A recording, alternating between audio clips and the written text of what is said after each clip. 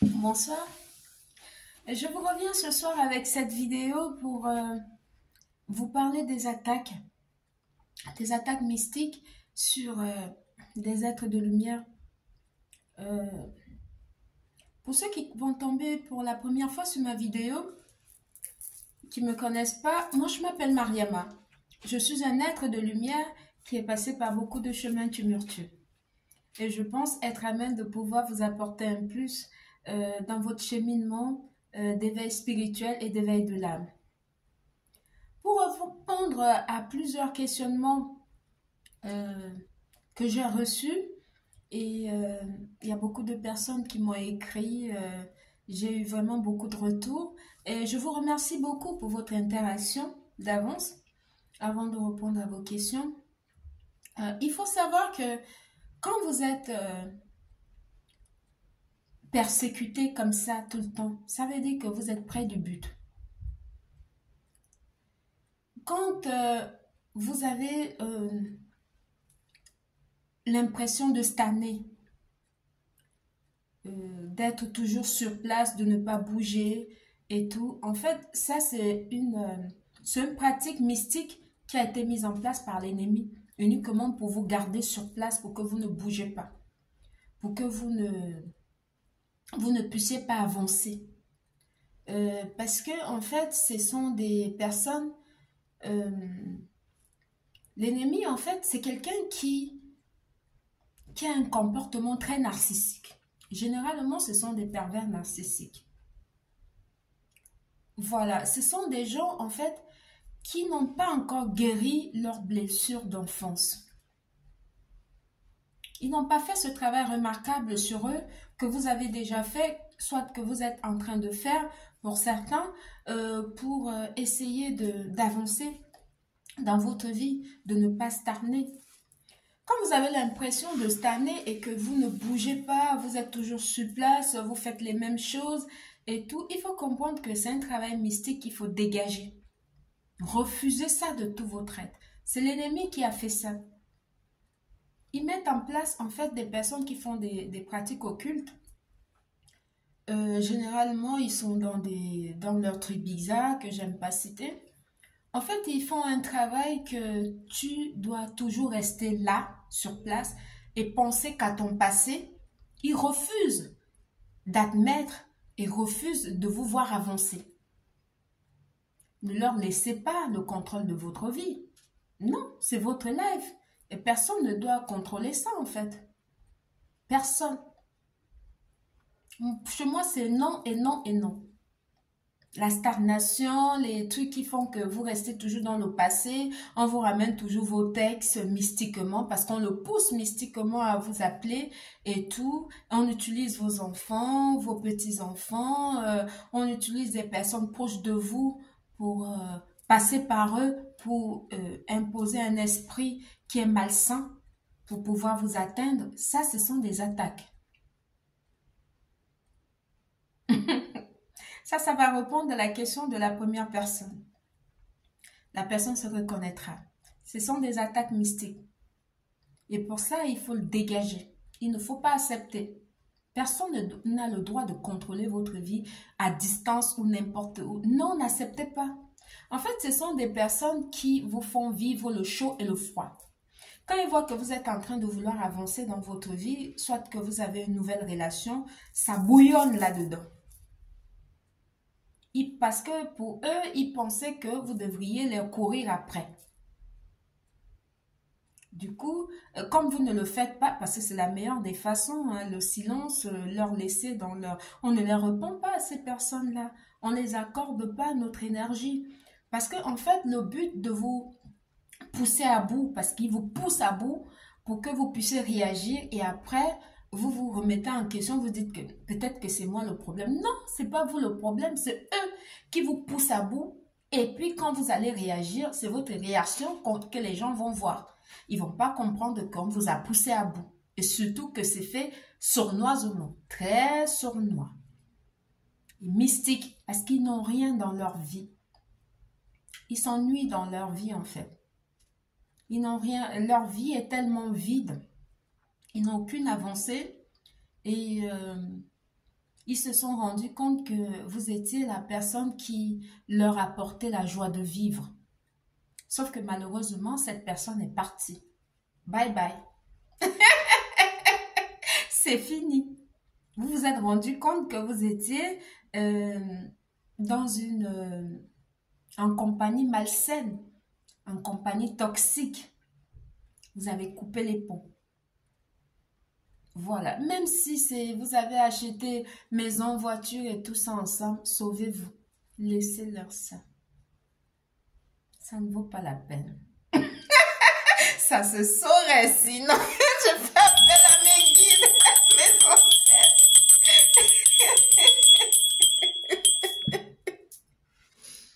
Laissez-leur ça.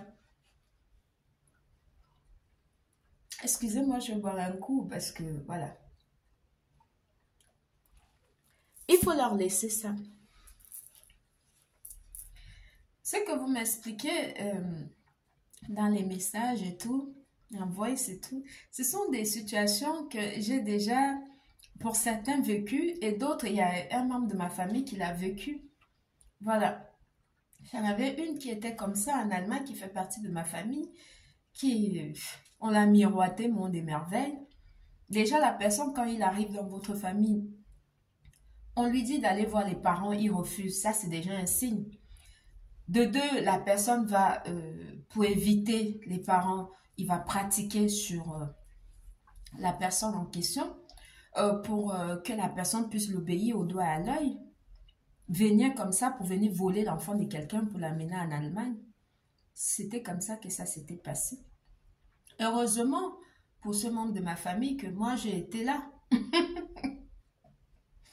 Voilà, heureusement pour cette personne-là. Elle a dit, oh, on a acheté la maison ensemble, voiture. J'ai dit, laisse les conneries là-bas. Maman, sauve-toi. Laisse-les ça. On a déjà enterré qui avait maison, voiture, diamant et tout. Personne. Tu pars comme tu es venu, maman. Ça ne vaut pas la peine de sacrifier son bonheur ou son existence pour les biens matériels. Ce sont des biens éphémères. En fait, c'est l'être humain qui a le pouvoir sur toute chose. C'est l'être humain qui peut acheter une maison. C'est l'être humain qui peut acheter une voiture. C'est l'être humain qui peut avoir un compte bancaire. Le compte bancaire ne peut pas t'avoir. La maison ne peut pas t'acheter. La voiture ne peut pas t'acheter. Il faut que ça rentre. Il faut impliquer ça dans la tête de vos enfants. Il faut que ça rentre. Rien ne vaut ton bonheur. Rien ne vaut ta propre vie, ta personne. L'être humain, c'est un être suprême en fait. Il faut que ça rentre. Arrêtez de vous laisser miroiter par les histoires que le diable vous miroite là.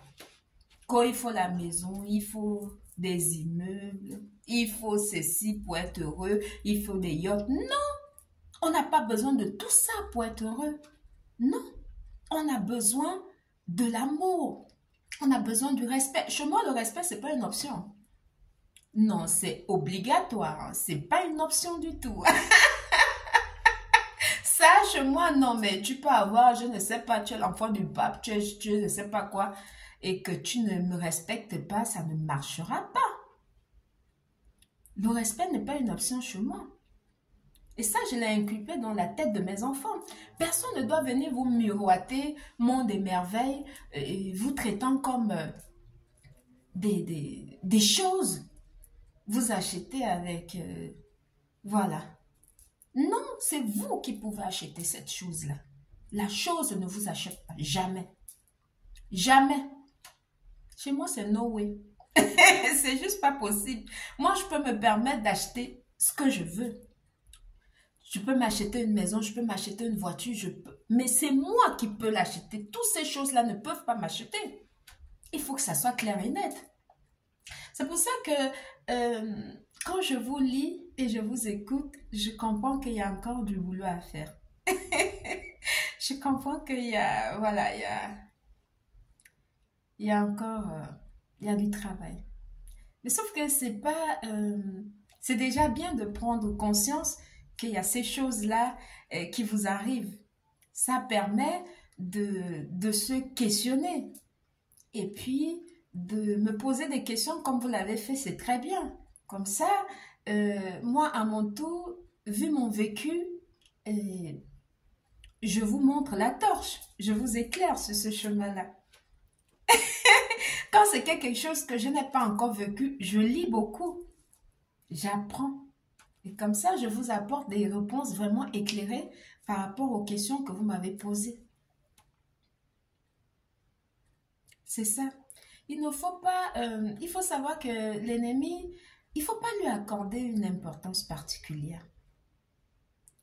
Comme bientôt c'est les vacances, euh, ils essayent toujours en fait de vous attaquer, soit pendant, ils mettent cette situation de stagnation, surtout pendant les vacances, pour vous mettre les bâtons dans les roues pour que vous ne bougez pas.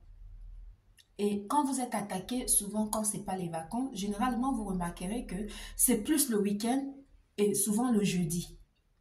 Parce que le jeudi, c'est le jour où ils font des travails occultes. Ils font des pratiques occultes. Ils évoquent Jupiter. C'est le jour où ils mettent des choses comme ça en place. Donc voilà. Ça, c'était pour répondre à la deuxième personne. Elle va se reconnaître aussi. Donc voilà. Et pour revenir à mon sujet qui est les attaques mystiques, il faut savoir que on n'attaque pas les personnes qui n'ont rien. On attaque toujours des personnes qui ont de l'abondance, qui ont une marque d'abondance sur eux comme les nous autres là. Ça, c'est un truc que je ne savais pas. Je ne savais pas que j'avais... parce que partout où je peux aller, je peux avoir... Tu peux avoir faire du bien. Tu peux avoir donner. Tu peux avoir... Je ne sais pas. Donner aux gens et tout. Mais il y a toujours le diable qui va infiltrer une personne pour que la personne puisse te détester gratuitement. La méchanceté gratuite. C'est parce que, en fait, les personnes comme nous autres, on a ce qu'on appelle la marque de l'abondance. Et les gens qui sont utilisés par le diable, qui passent tout leur temps à faire regarder des boules de cristal, faire des pratiques de magie noire et tout, et avec les noms des gens et les photos des gens, en fait, ils le voient. Ils détectent ça sur le boule de cristal, votre marque. Mais sauf qu'ils n'arrivent pas à taper dans votre énergie parce que vous êtes un être de lumière. Ils ne peuvent pas. Ils ne rentrent pas dans votre énergie. Mais c'est pour ça que vous remarquerez que quand vous allez, par exemple, sur une cartomancienne ou bien chez un praticien, un voyant, par exemple, pour poser la question par rapport à votre vie, quand vous êtes un être qui est marqué, qui a cette marque d'abondance divine qui est sur vous, la personne va tout de suite regarder et vous dire « Ah, mais vous êtes une grande dame. Pourquoi vous venez encore me demander les choses comme ça? Pourtant, c'est vous qui devriez me donner et tout. » Parce que vous êtes une élue. Et quand vous n'avez pas encore pris conscience de ça, que vous n'avez pas encore activé vos pouvoirs, c'est ce qui fait que vous avez l'impression qu'il y a quelque chose qui vous manque. C'est comme si vous êtes en train de passer à côté de quelque chose. C'est l'appel.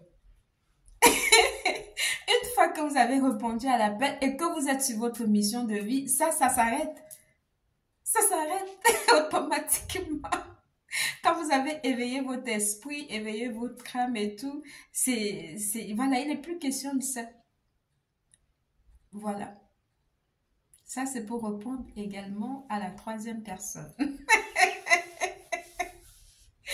Donc, voilà. Il faut savoir que quand on est un être de lumière, et il faut savoir, il n'y a qu'un être de lumière comme vous. Le divin fait bien les choses. Divin créateur de toutes choses, il fait très bien les choses. Parce que quand c'est comme ça, pour être éveillé, pour être activé, il vous guide vers un être de lumière qui a les pouvoirs de pouvoir vous éclairer. C'est pour ça que toutes les personnes qui viennent vers moi, ce sont aussi des êtres de lumière. Moi, je les aide juste à faire éclore ce qui est caché encore enfoui en eux. C'est dès qu'ils commencent ils récupèrent leur pouvoir, eux-mêmes, ils me disent des choses sur moi. Parce qu'ils ont récupéré leur pouvoir. Un être de lumière, il n'y a qu'un être de lumière qui peut éclairer un autre être de lumière et qui peut permettre à ce que l'être de lumière qui est encore dans, dans, dans cette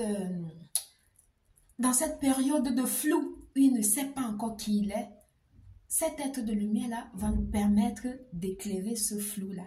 Et puis va aussi éclore sa lumière. C'est comme ça que ça se passe. Le divin, il a fait les choses. En fait, c'est que les oiseaux de même plumage, c'est eux qui marchent ensemble, en fait.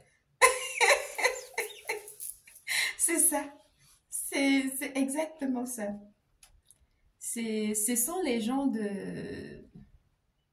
qui vibrent, qui sont dans la, voilà, comme on dit, qui peuvent aussi, voilà, t'amener. Et puis, quand vous avez déjà activé vos pouvoirs et que vous êtes vraiment dans votre mission, vous verrez que vous vibrez haut. Et quand on vibre haut comme ça, les gens qui attaquaient votre énergie, l'ennemi, comme je les appelle, ils pensent qu'ils peuvent encore venir taper dans votre énergie comme ils le faisaient quand vous n'étiez pas encore activé. Ils refusent d'admettre que vous avez changé parce que pour eux, l'être humain ne peut pas changer en fait. Quand ils viennent maintenant, ils se cognent à un mur. Et du coup, ils sont vraiment en colère. Ils sont en colère. Je vois ça tous les jours. Ils sont en colère. Et tout. À ce moment-là, ils utilisent maintenant leurs relations physiques, juges, associations, tout ça pour vous convoquer, histoire d'aller là-bas faire genre comme si c'était légal, alors que ça ne l'est pas du tout. Et comme ils n'arrivent pas à trouver quelque chose de négatif en vous, ils essaient de fabriquer. Voilà, ils fabriquent en disant que vous êtes folle, bien que vous avez des problèmes psychologiques, il faut que vous faites des examens médicaux, psychiatres et tout. Ça, ce sont leurs relations qu'ils utilisent pour essayer de pouvoir créer quelque chose de négatif en vous. Et ces relations-là, pour eux, quand ils n'arrivent plus à vous attaquer dans le monde mystique, dans le monde invisible, du coup, ils passent vers ces relations-là pour vous poser des questions, histoire de vous tirer les vers du nez. Savoir ce qui se passe dans votre vie actuellement. Savoir si vous avez fait quelque chose de nouveau, si vous avancez ou pas. Histoire de utiliser cette information-là pour aller vous bloquer encore à nouveau. Mais sauf que ça ne marche plus. Parce que vous n'êtes plus dans la même vibration. Eux, ils vibrent bas. C'est le bas astral. Et vous vibrez haut. C'est pas la même musique. Oh, la rigolade. Je vois un coup. Ce n'est plus la même musique. Ils essaient de m'empêcher de parler. Voilà. Ce n'est plus la même musique. Donc, du coup, vous n'êtes plus à leur niveau. Vous êtes à un autre level. Donc, voilà. C'est toujours... en fait, ils vont toujours essayer. Parce que ce sont des personnes qui sont toujours... ils sont dans le bas astral. Et comme ils sont dans le bas astral, c'est manipulation, mensonge, les mêmes moqueries, les mêmes rituels, les mêmes pratiques pour vous envoyer des ondes négatives, envoyer la tristesse, les pleurs, machin. Ils sont dans le bas astral, c'est ça. Ils sont les gens qui ne font que des trucs, voilà, des trucs très minimes, quoi. C'est la méchanceté gratuite là-bas. Le côté de bas astral, là, c'est comme ça. C'est les gens qui font la méchanceté gratuite.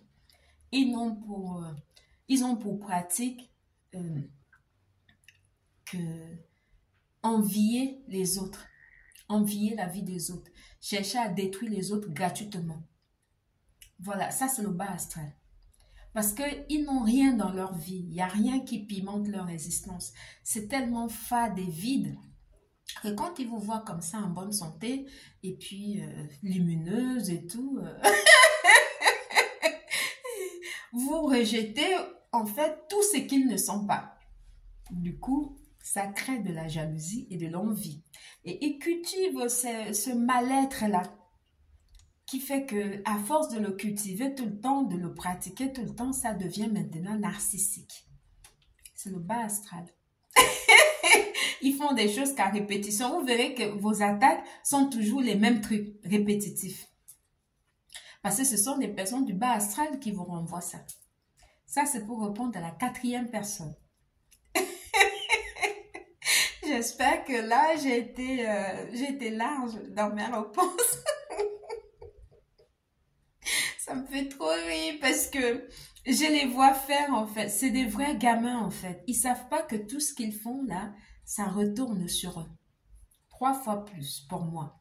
Et pour mes guides, c'est 7 fois. Eux ne rigolent pas. Donc voilà.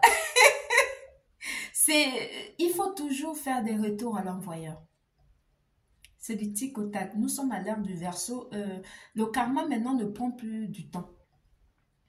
Voilà, ça ne prend pas les escaliers. C'est maintenant dans l'ascenseur. Directement. Comme on dit, tu fais, je rends. C'est exact, c'est maintenant comme ça.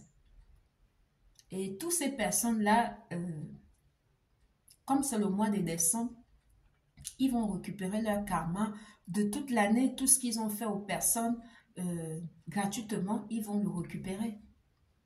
Si tu as sémé du bien, tu vas récupérer le bien. Si tu as sémé le mal, tu récupères le mal. C'est aussi simple que ça. Et pour d'autres, c'est le karma pour eux et leur progéniture. C'est comme ça que ça se passe.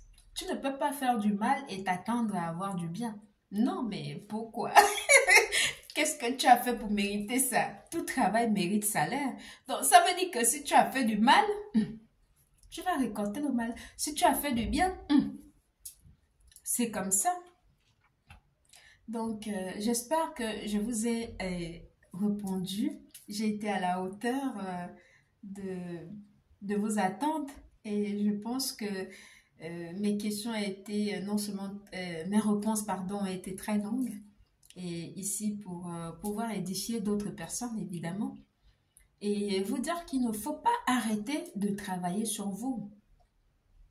Il ne faut pas arrêter d'acheter les savons spirituels, je vous l'ai déjà dit.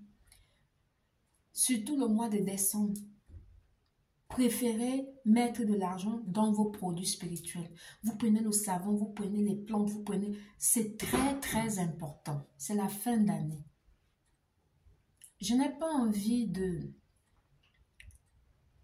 vous noircir le tableau. Prenez-moi juste au mot et mettez ça en pratique. Pour ceux qui ne le font pas encore, faites-le. C'est très, très important.